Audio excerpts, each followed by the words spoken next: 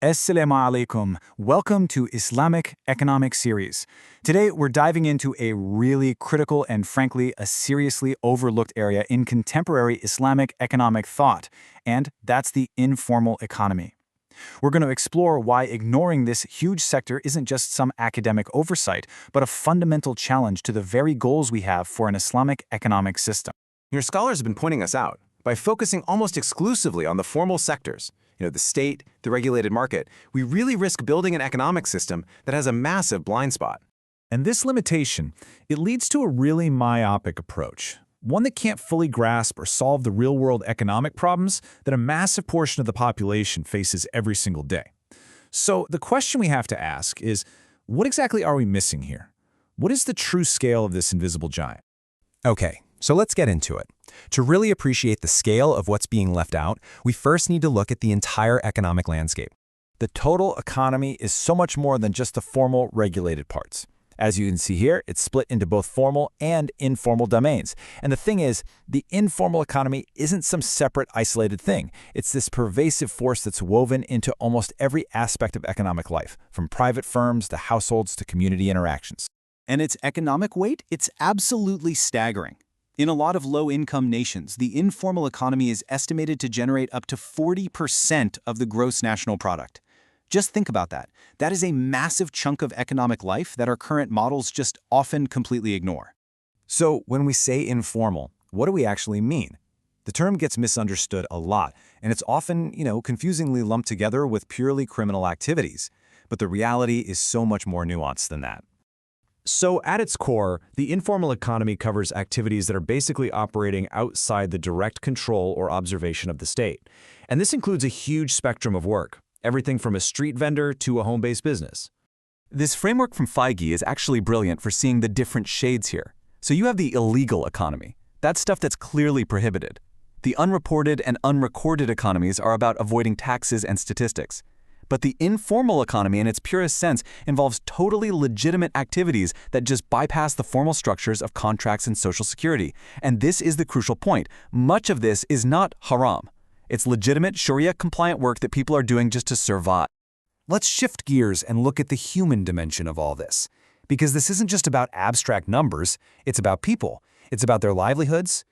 When we talk about informal employment, we're talking about jobs that lack the basic protections that many of us take for granted.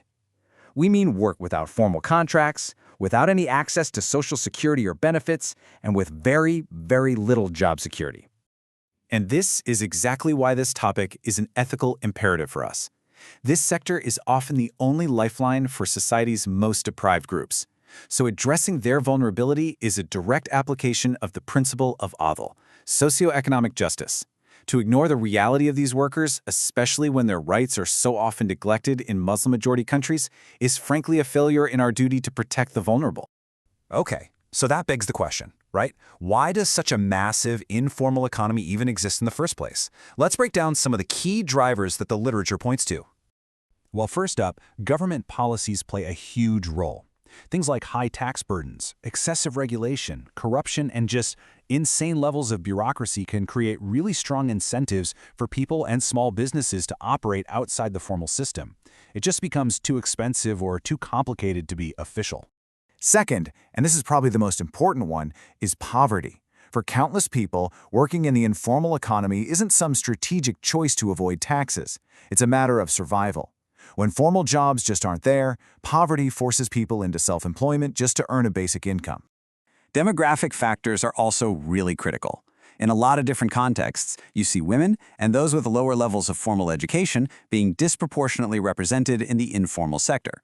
And this data from Malaysia illustrates the point perfectly.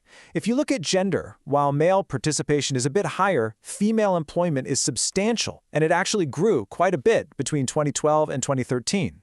And the data on education is even more stark. The vast majority of informal workers have a secondary education or less.